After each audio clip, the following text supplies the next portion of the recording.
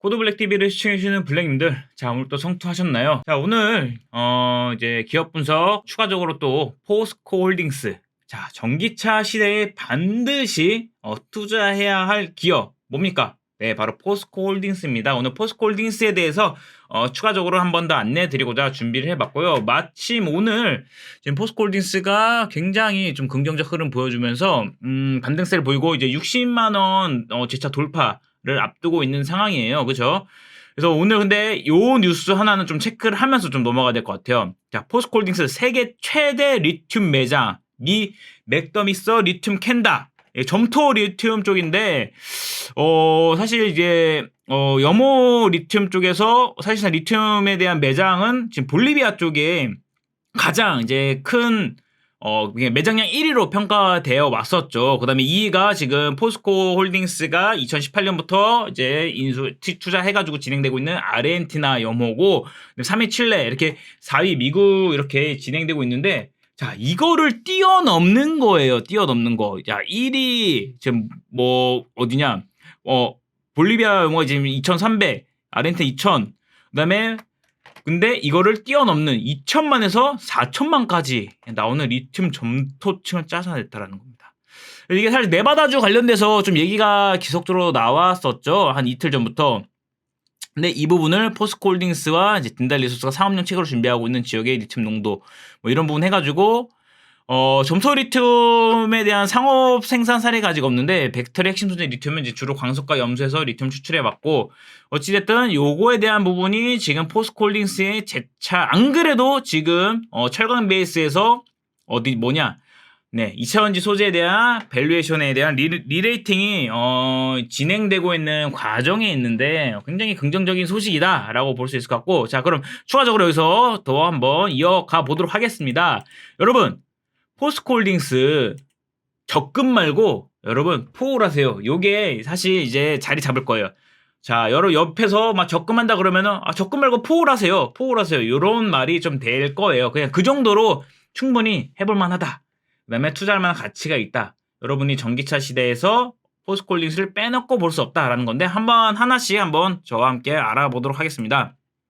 자, 이거는 지금 포스코 이제 지난 이제 밸류 데이 거기서 이제 그 자료에서 하나씩 조금 발췌를 한 겁니다. 출처.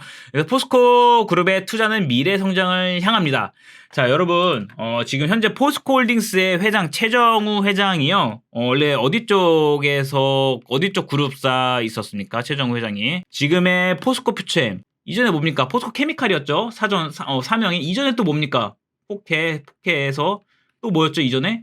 포캠이죠. 네, 포스코 캠텍 시절에 이제 회장이었던 분이 이제 포스코 그룹 홀딩스 전체 이제 회장으로 올라선 겁니다. 연임도 하고 있고, 그러니까 미래 먹거리를요, 사실 2017년 요때부터 이제 포스코는 준비를 하고 있었다는 겁니다. 근데 딱 그러한 방향성을 미래 먹거리를 준비했던 분이 이제 포스코의 가장 위에 계심으로 인해서 이런 변화를 불러올 수 있는 게, 사실 그 변화에 대한 그 기본 베이스가 될 수 있는 건 바로 어찌됐든 철강이라는 그런 베이스가 깔렸기 때문에, 그리고 그로 인해서 어쨌든 그런 베이스를 기반으로 좀 나아갈 수 있었다라고 볼 수 있을 것 같고요.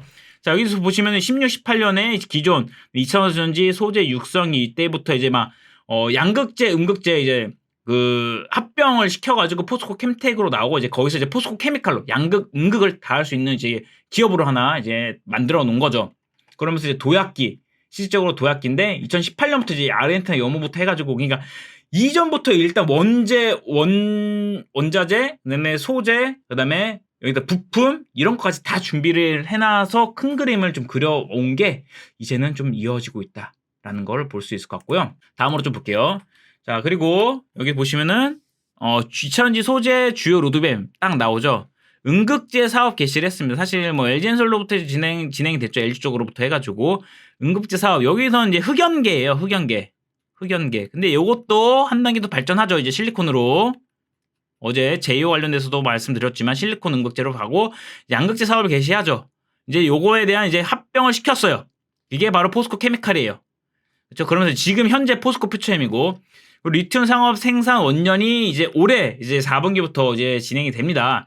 이제 그런 부분에서 이제 실질적으로 이제 매출을 잡히는 부분, 그래서 EBITDA 3조 원 달성, 그다음에 EBITDA 10조 원까지 보고 있는 부분 이렇게 참고해 주시면은 이 리튬에 대한 베이스 과연 얼마에 대한 적정 가치가 부여될지 요게 또 핵심이죠.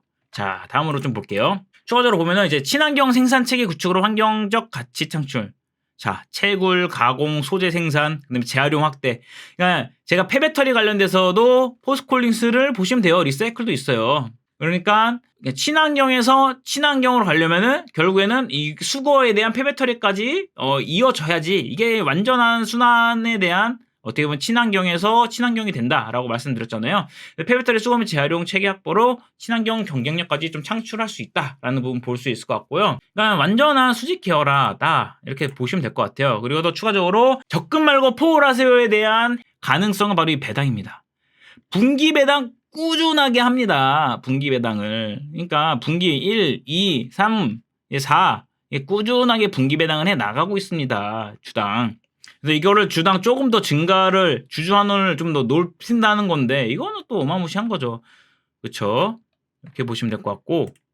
그러니까 보세요. 예. 초고 성장 베이스는 깔려 있어. 그러니까 일단 철강 베이스로 이제 PBR 1배로 이제 잡고 그 이상에 대한 리레이팅을 이제 2차원지 소재에 대한 걸로 본다고 하면은 거기다가 이제 주주 환원에 대한 것까지 해가지고 뭐 자사주 소각부터 해가지고 배당금까지 지급 이런 부분을 고려했을 때는 이거는 진짜 적금 말고 포홀하세요라는 단어가 아마 생길 겁니다 이제. 그리고 포스코홀 자 하나씩 좀 살펴볼게요. 철강은 일단 베이스로 깐다. 그리고 2차원지 소재 리레이팅은 이제 시작이다. 전기차 시대에 선택 아닌 필수가 될 기업이 바로 포스코홀딩스입니다. 완벽한 수직 계열화 역시나 매력적입니다. 자, 에코프로 그룹주가 양극재 수직 계열이 특화되어 있어요. 그런데 포스코홀딩스는요, 포스코 그룹주는요, 양음극, 여기다가 소재, 원재, 원자료, 원자재, 그러니까 모든 거를 다 갖고 있어요. 그냥 배터리 셀만 안 만들 뿐이지 모든 거를 다 어떤 셀 업체들도 요거를 거쳐갈 수밖에 없다. 그리고 여기다가 자 상사의 최고, 자원개발의 최고. 얘네들은 또 뭐합니까? 물론 자원개발 관련도 있지만 구동모터 부품합니다. 포스코 모빌리티. 되게 웃긴 게 포스코 인터내셔널이 현대차에 대한 구동모터 이제 장기 계약 멕시코랑 이제 국내 장기 계약 공시가 13일에 나왔어요. 근데 그때 투심이 2차전지 별로 안 좋았단 말이에요. 아니나 다를까 공시가 이렇게 대규모 공시가 나왔는데도 기사 한 줄이 없어요. 기사 한 줄이. 그런데 다음날 14일 약간 이제 시장 반등하면서 투심 좀 잡히려고 하니까 18일 발표 이후에 14일에 뭐가 나왔냐. 이제 9시 한 40분경부터 갑자기 메이저 언론사들 기사 우수수 쏟아지고 또 15일 또 기사가 쭈르륵 나옵니다. 뒷북으로. 그쵸? 요거 우리는 또 미리 공략을 했죠. 블랙 쪽은. 자, 그러면서 이제 포스코 DX는 뭡니까? 스마트 팩토리 솔루션. 그러니까 이게 인프라까지도 갖춰져 있는 거예요. 자, 원료, 소재, 부품, 인프라. 과연 없는 게 뭐죠? 네, 없습니다. 없는 게 없습니다. 거기다 주주를 생각하는 배당금 정책까지. 주주 환원. 사실 우리가 선진 시장으로 나아가기 위해서는 이 배당 정책이 좀 더 활성화돼야죠. 자기 배만 배부르는 게 아니라, 자, 그 기업이 성장하기까지 이제 개인 투자자들이라든지 이런 투자한 것들에 대한 환원을 해줘야지. 이게 선순환이 돌아가야죠. 그거에 대한 이제 선구자로 또 현대차도 있지만 포스코홀딩스 이어나가고 있다 이렇게 보시면 될 것 같고, 자 철강은 거둘 뿐 적금 말고 포홀하십시오. 리튬이 하라. 그럼 기회입니다. 리튬은요 결국에는 공급자 위기가 될 거고요. 이제 공급 부족 현상이 나타날 수밖에 없을 겁니다. 자 다음 포스코홀딩스 23년부터 자, 30년까지 50조 원 투자를 약속했습니다. 밸류데이에서 한 번 더 이제 나아갔던 게 목표치 에비타라든지 뭐 투자 재원이라든지 이런 걸로 다 상향했어요. 상향.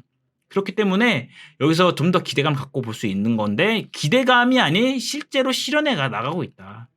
왜냐? 이거는 포스코만이 할 수 있는 포스코 DNA이기 때문입니다. 광양제철소 작년 그냥 포항제철 말고 이제 그 후 이제 80년대부터 90년대까지 광양제철소 12년간의 장기 집중 투자 어마어마한 금액을 때려박고 뭐 고로 5가지 증가하는 그 장기 투자에 대한 대규모 그 DNA 어디 가겠습니까? 포스코에 남아있죠. 현재 2차전지 투자 2018년 아르헨티나 염호 인수 시작으로 2030년까지의 계획 착실하게 진행 중에 있습니다. 자, 리튬을 대규모로 공급할 수 있는 역량을 갖춘 유일한 기업이 바로 포스코홀딩스입니다. 염호 광산 점토 마진율 최고죠. 마진율. 염화 90, 광산 한 60, 점타 40. 평균만 쳐도 어마무시한 마진이 남습니다. 뭐 그렇기 때문에 약간 리스크적인 부분은 이제 에비타에 바로 이게 직접적으로 연결이 된다라는 건데, 자, 리튬은요, 결국 공급 부족이 될 수밖에 없습니다.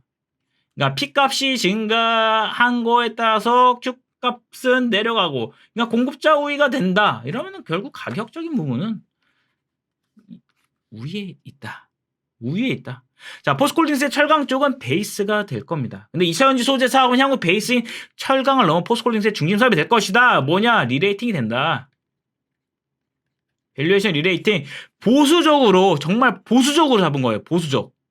보수적으로 80, 90은 사실 100까지 넘어야죠. 그래서 리튬, 니켈, 양극재, 음극재, 코발트, 전고체 배터리, 구동모터, 스마트 팩토리 다 있습니다. 다.